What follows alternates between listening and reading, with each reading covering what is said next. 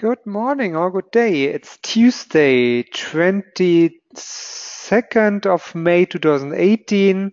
Welcome to Real-Time Daily Trading Ideas. We have 5 days a week, 5 different traders. We will speak about trading ideas, strategies, market screening, and maybe 1 or 2 questions from your side directly answered in our webinar. Our goal is quick and smart, but for the daily, so let's have a nice start, like every business day. And like every business day, we will start with our risk disclaimer. Forex and CFDs are leveraged products and can result in losses that exceed your deposits.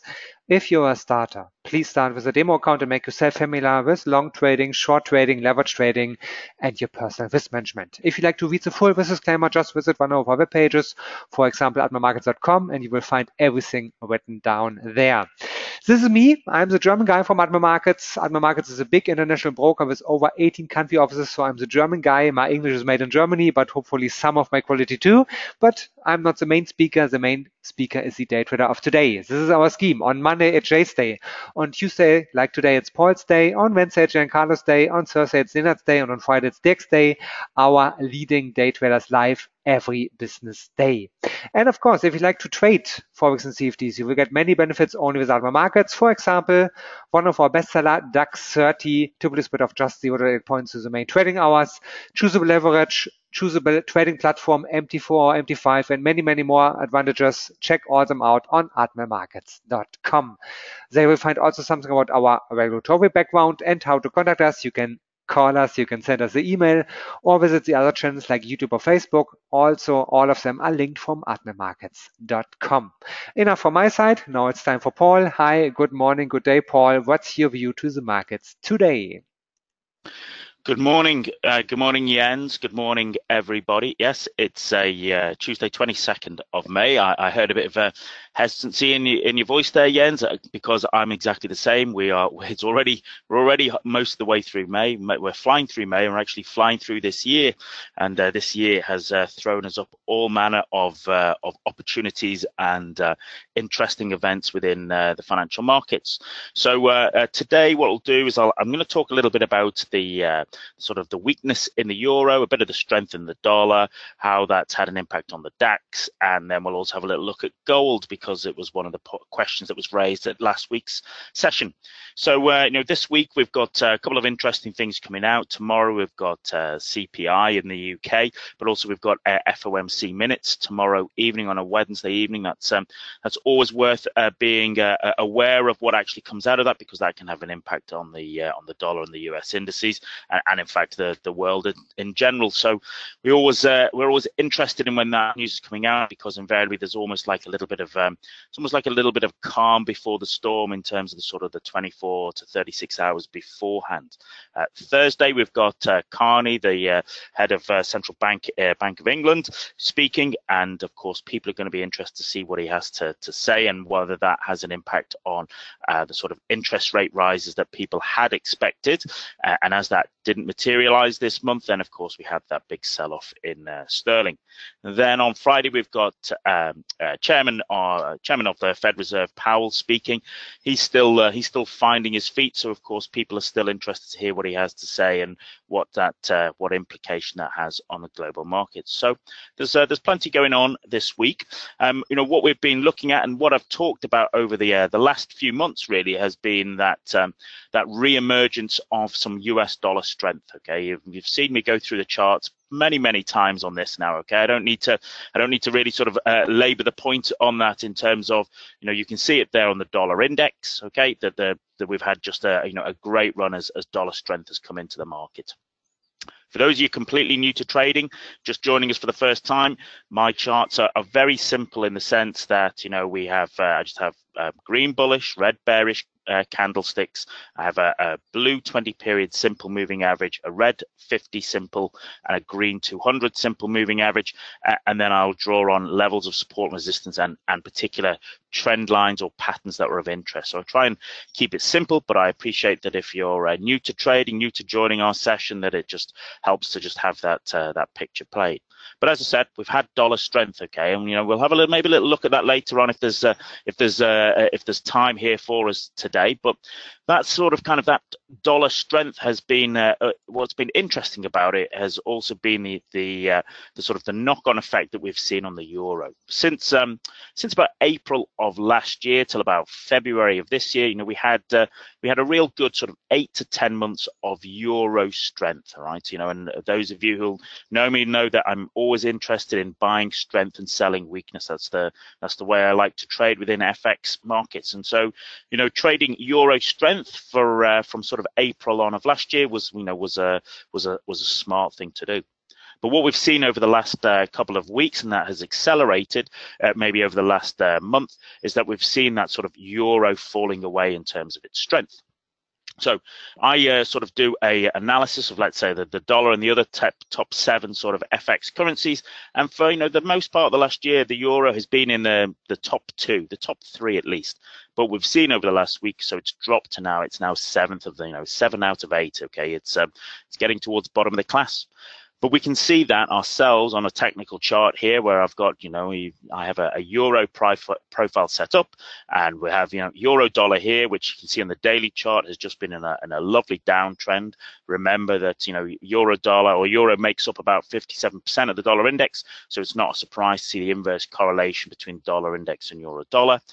Euro sterling has been scrappy over the last couple of weeks, okay, and part of that reason is that both euro and sterling have weakened, but euro has weakened more than the sterling, and once again we're just back around knocking around 87.50.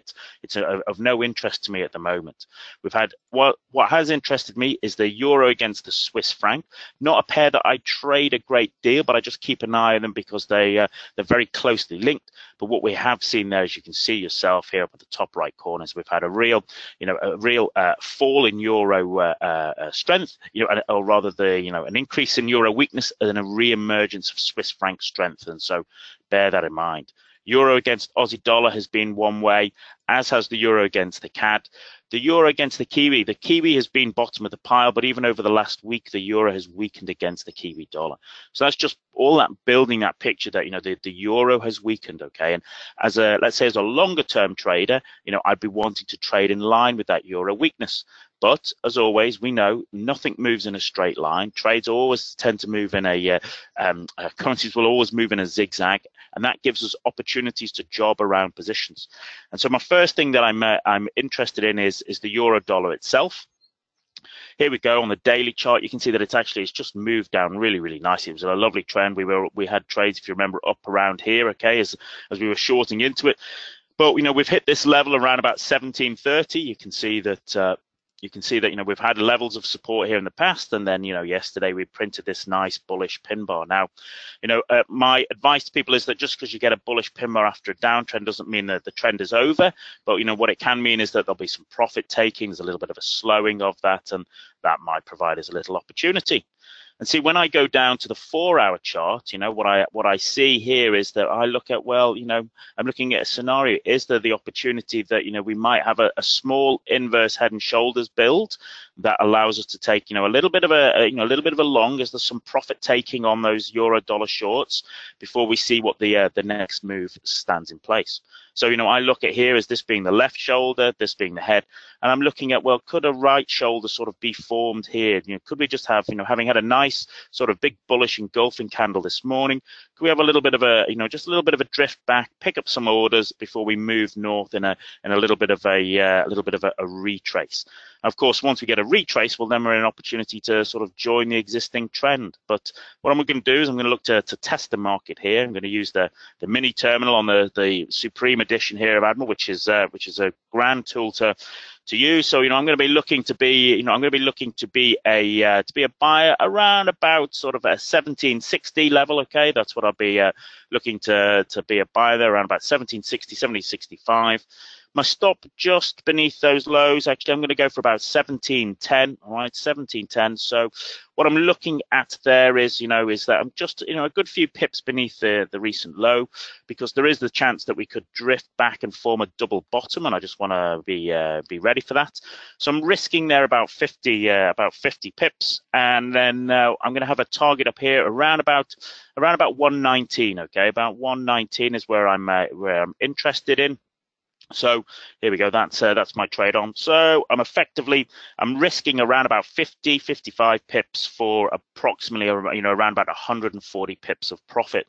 That gives me about a 2.7, 2.8 reward to risk ratio. You'll hear me talk about that quite a lot. Something that I'm always trying to have a healthy asymmetric reward to risk ratio for my trades.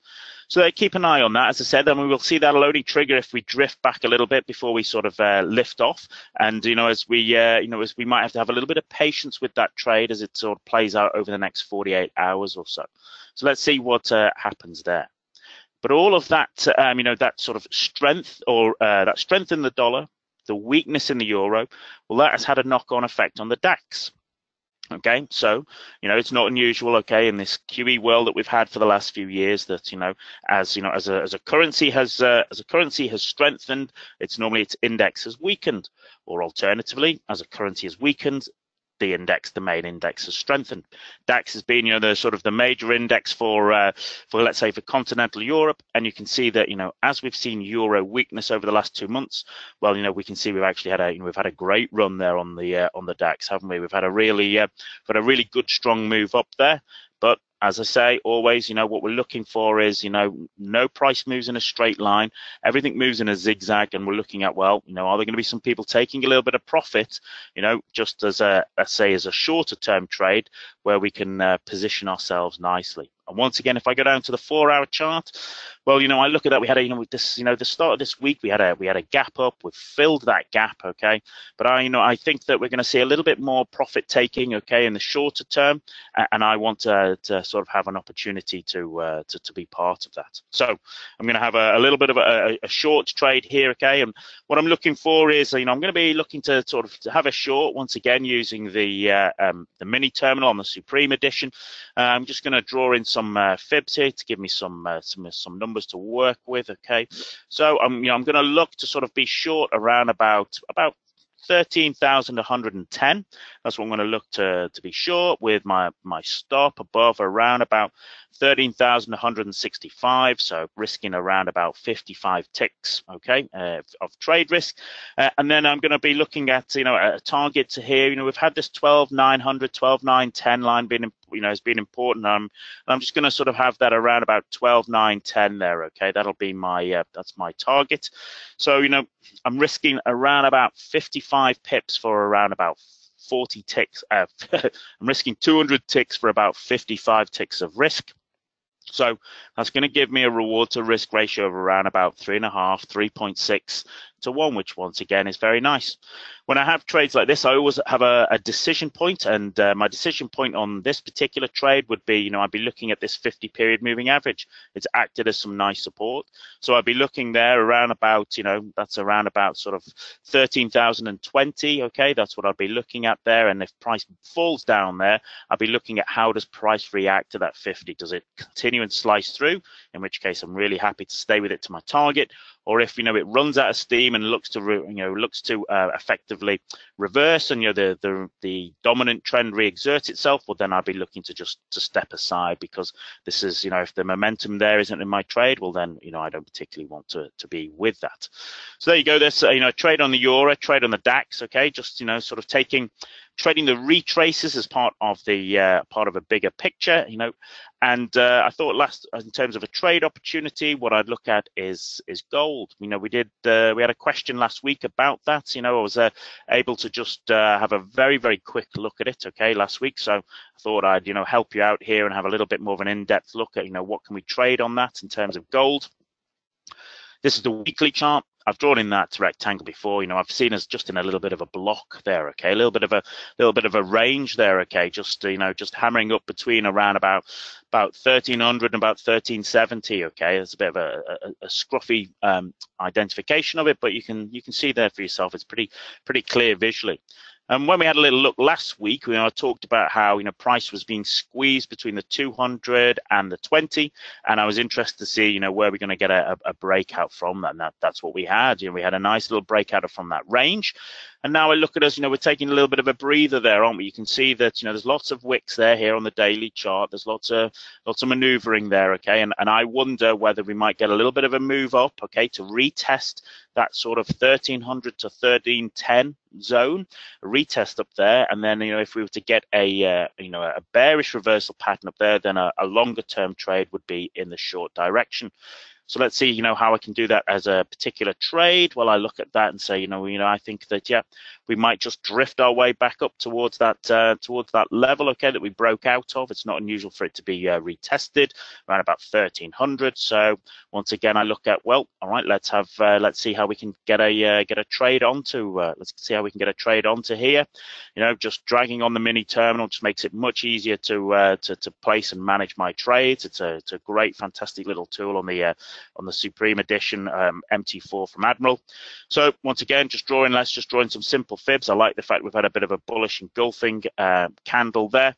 So I'm going to look to be a buyer around about 1291.50 with a stop around about 1288, just a little bit beneath there, about 1288, giving me that gives me about $3.50 of risk.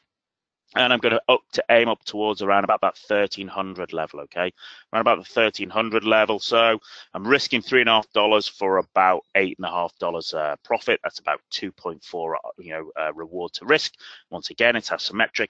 And actually what I'm looking to do is, once we get up towards that level where also the 50-period moving average is, I'd be looking to see, would there be a longer term bearish reversal happening there? In which case, then I'd be looking to position myself, on a shorter trade for a longer term. So there you go. This sort of quick flick through the euro and a little bit of the look at the dollar and the DAX, and we've also had a little bit of look at gold there. I appreciate the last few weeks I've been trying to cram in as much, so we've not always been able to have a look at as many questions as we'd like. Maybe Jens, if there's a question or two, I'll happily sort of take a question or two just to sort of finish off for this morning. Yeah, some of our participants like to see US dollar, Japanese yen. Let's take a look to USD, JP. IPS. I don't know. I'm a German guy. How you say IPS in English? How you say dollar yen? Dollar yeah. yen. Yeah, but the last dollar letter, yen. how you dollar call yen. it in English? A Y. A Y. Y. Ah, yeah, Y. I forgot it. Y. Thanks. That's all right. Don't worry, Jens. Don't worry. All right. So let's have a look. Let's have a look at dollar yen. Okay. So,